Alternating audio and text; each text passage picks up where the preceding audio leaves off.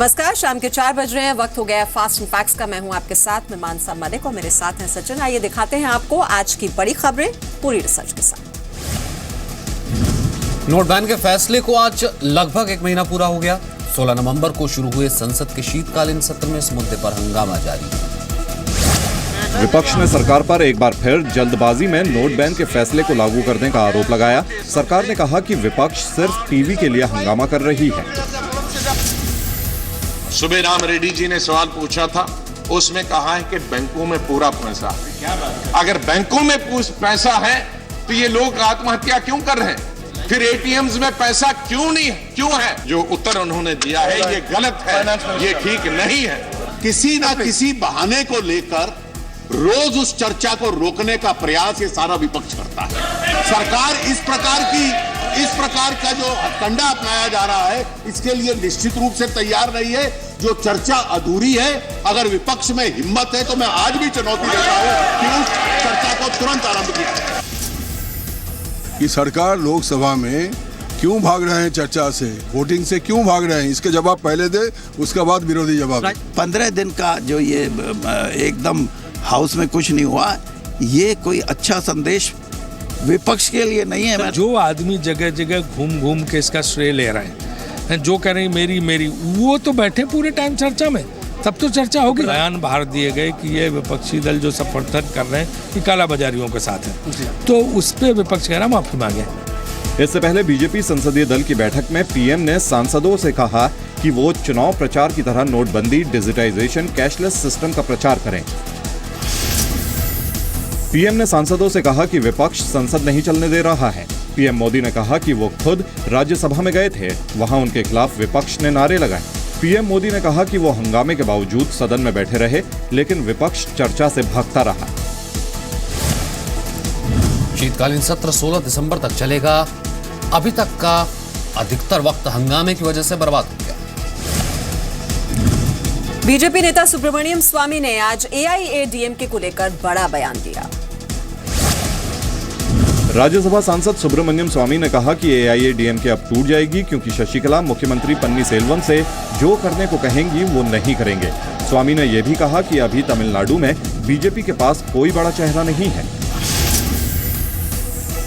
शशिकला उसको हटाने पसंद करेगी, क्योंकि जो वो काम उनसे कराने के लिए चाहेगी वो भी वो कर नहीं पाएगा, तो इसीलिए किसी और अपना कोई आदमी को लाने की प्रयास करेगी उसी समय पार्टी का। परंतु आज की परिस्थिति में बीजेपी के पास कोई ऐसा व्यक्ति नहीं है जो प्रांत स्तर पर तमिल लोग उसको मानेंगे। लेकिन तमिलनाडु के मुख्यमंत्री पन्नीरसेल्वम को स्वर्गीय जे जयललिता का भरोसेमंद माना जाता है।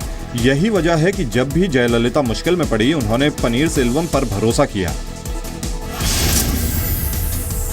चाय की दुकान से शुरुआत करने वाले 65 साल के पन्नीरसेल्वम 2001 में पहली बार जयललिता सरकार में मंत्री बने। 2001 में जब जयललिता को मुख्यमंत्री पद से इस्तीफा देना पड़ा, तब भी उन्होंने पन्नीरसेल्वम में भरोसा जताते हुए उन्हें मुख्यमंत्री की गद्दी सौंपी। 2006 के चुनाव में हार के बाद पन्नीरसेल्वम को कुछ हफ्तों के लिए विपक्ष का नेता भी बनाया गया। 2014 में सजा मिलने के बाद जयललिता को फिर इस्तीफा देना पड़ा। करीब 8 महीनों तक पन्नीरसेल्वम मुख्यमंत्री रहे। जयललिता और शशिकला एक दूसरे को पिछले 35 साल से जानते थे। जयललिता के निधन के बाद आज उनके समाधि स्थल पर समर्थकों ने अपने बाल मुंडवाए। चेन्नई के मरीना बीच पर जयललिता के समाधि स्थल के करीब आज एआईएडीएम के कार्यकर्ताओं और कुछ लोगों ने सामूहिक रूप से अपने बाल मुंडवाकर श्रद्धांजलि दी।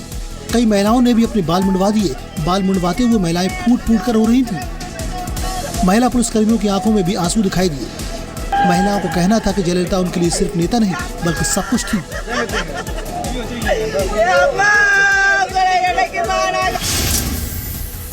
तमिलनाडु में सभी सरकारी इमारतों पर राष्ट्रीय ध्वज आधा झुका रहेगा। सभी स्कूल कॉलेज 3 दिन तक बंद रहेंगे। 1 हफ्ते तक मनोरंजन का कोई आधिकारिक कार्यक्रम नहीं होगा। जयललिता की समाधि पूर्व मुख्यमंत्री एमजीआर की समाधि के ठीक पास में बनाई गई है। बिहार के गया में पुलिस ने 35 लाख रुपए के पुराने नोट बरामद किए हैं। रेलवे पुलिस ने रांची पटना जनशताब्दी एक्सप्रेस से 35 लाख रुपए के पुराने नोट बरामद किए हैं। साथ में विदेशी शराब की 14 बोतलें भी बरामद की गई है। कल शाम गया जंक्शन पर रेल पुलिस ने जनशताब्दी एक्सप्रेस में छापेमारी की। जांच में लावारिस बैग का पता चला, जिसमें 500 के नोट की 70 गड्डियां मिली। इस मामले में अभी तक कोई गिरफ्तारी नहीं हुई है। डेली रूटीन चेकिंग के क्रम में बोगी नंबर D4 से 3 बैग बरामद किए। बैग की तलाशी लेने पर एक बैग में 500 रुपये के पुराने नोट की 70 गड्डियाँ, कुल करीब 35 लाख रुपए बरामद हुए और अन्य 2 बैगों से रॉयल एस्टेक 750 ml की शराब की 14 बोतलें बरामद हुई। कल कोलकाता पुलिस ने 33 लाख रुपयों के पुराने नोट के साथ पश्चिम बंगाल के बीजेपी नेता मनीष शर्मा को गिरफ्तार किया था। बीजेपी सांसद बाबुल सुप्रियो ने दावा किया है कि जो लोग गिरफ्तार किए गए हैं उनमें से एक व्यक्ति ममता बनर्जी के साथ एक प्रतिनिधिमंडल में सिंगापुर गया था। नोट बैन के फैसले के बाद से अब तक करीब 2000 करोड़ की अघोषित आय का खुलासा हो चुका है। रेलवे पुलिस को ये कैश रूटीन छानबीन के दौरान मिला है। बीती रात से आज दोपहर तक पूरा उत्तर भारत तक कोहरे की चपेट में रहा। कोहरे की वजह से रेल और हवाई सेवाओं पर असर पड़ा। कल आधी रात से ही कोहरा बढ़ना शुरू हो गया था। कोहरे की वजह से ठंड में भी इजाफा हुआ है। आज सुबह दिल्ली के सफदरजंग पर विजिबिलिटी 100 मीटर से भी कम थी।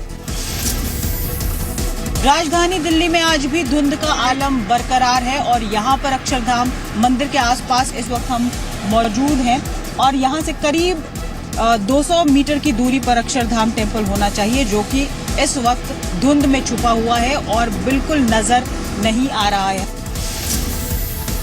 हाँ, फॉग की वजह से तो ठंड थोड़ी ज़्यादा बढ़ ही गई है और धूप नहीं होने के कारण जो है ठंड ज़्यादा फील भी हो रही है। परेशानी हो रही है, हम लोग सवारी नहीं मिल रहा है। मौसम तो खराब है, चलाने में बहुत दिक्कत आ रही है।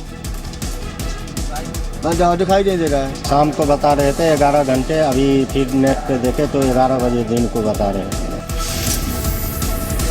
वहीं एयरपोर्ट पर विजिबिलिटी 50 मीटर से कम दर्ज की गई। इसका असर हवाई सेवा पर भी पड़ा। 125 मीटर्स पहले हम लोग टेक ऑफ नहीं कर सकते, ये लोकल DGC का नाम है। फिर 50 मिनट तक हम लोग लैंड कर सकते। सो कभी कभी हम लोग ये पैसेंजर्स को भी बताता हूँ हम लोग को।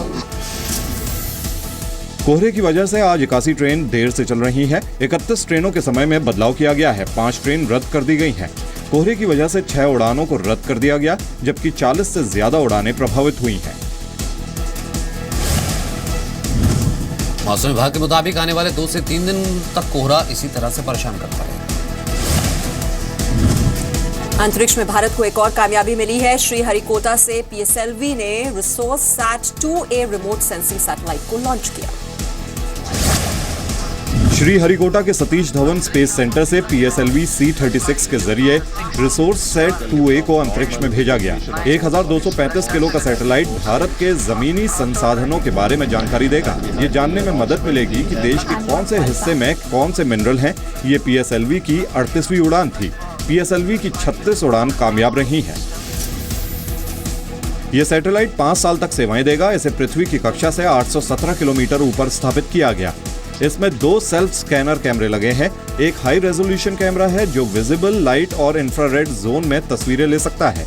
दूसरा कैमरा मीडियम रेजोल्यूशन वाला है और शॉर्ट वेव इंफ्रारेड बैंड में तस्वीरें लेगा। 2003 में रिसोर्ससैट 1 लॉन्च किया गया था, जबकि 2011 में रिसोर्ससैट 2 लॉन्च किया गया था। रिसोर्ससैट 2A सैटेलाइट लॉन्चिंग का मकसद रिसोर्ससैट 1 और रिसोर्ससैट 2 सैटेलाइट को रिप्लेस करना है। भारी बारिश और तूफान की वजह से अंडमान निकोबार के हैवलॉक आइलैंड पर बहुत सारे टूरिस्ट फंस गए। अंडमान निकोबार में भारी बारिश की वजह से 800 से ज्यादा टूरिस्ट फंस गए हैं, जिन्हें सुरक्षित निकालने के लिए नेवी के 4 शिप रवाना होने के लिए तैयार थे। हालांकि खराब मौसम की वजह से नेवी के जहाज हैवलॉक नहीं पहुंच सके हैं। हैवलॉक आइलैंड के लिए नेवी के बित्रा, बंगराम, AUC 38 और कुंभीर जहाज भेजे जाएंगे। ऑपरेशन शुरू हो चुका है। It's only a matter of time कि वो कब आएंगे बाहर। बस एक ही शब्द में मैं बता दूंगा कि सब कुछ हो जाएगा, आप चिंता ना करें और सबको सब हम safety is the highest priority right now, हम सबको लेके आएंगे। बंगाल की खाड़ी में तूफान की वजह से अंडमान में भारी बारिश हो रही है। बारिश को लेकर मौसम विभाग ने पहले ही अलर्ट जारी किया था। मौसम विभाग ने अंडमान निकोबार आइलैंड्स में अगले 48 घंटे भारी बारिश की चेतावनी जारी की है। टूरिस्ट को हैवलॉक आइलैंड से राजधानी पोर्ट ब्लेयर लाया जाएगा। हैवलॉक अंडमान का सबसे बड़ा आइलैंड है। इंडोनेशिया में आए 6.4 तीव्रता वाले भूकंप की वजह से अब 55 लोगों की मौत हो चुकी है। भूकंप का केंद्र आचेह प्रोविंस में जमीन से 17.2 किलोमीटर नीचे था। भूकंप के कारण आचेह में सबसे ज्यादा नुकसान इमारतों को हुआ है। कोस्टल इलाके में कई इमारतें गिर गई हैं। मलबे में अभी भी कुछ लोगों के दबे होने की आशंका है। कई लोगों का अस्पतालों में इलाज चल रहा है। आशंका है कि मौत का आंकड़ा और बढ़ सकता है। 26 दिसंबर 2004 को इंडोनेशिया के इस इलाके में सुनामी आई थी। 2004 में आई सुनामी में 2,27,898 लोगों की मौत हुई।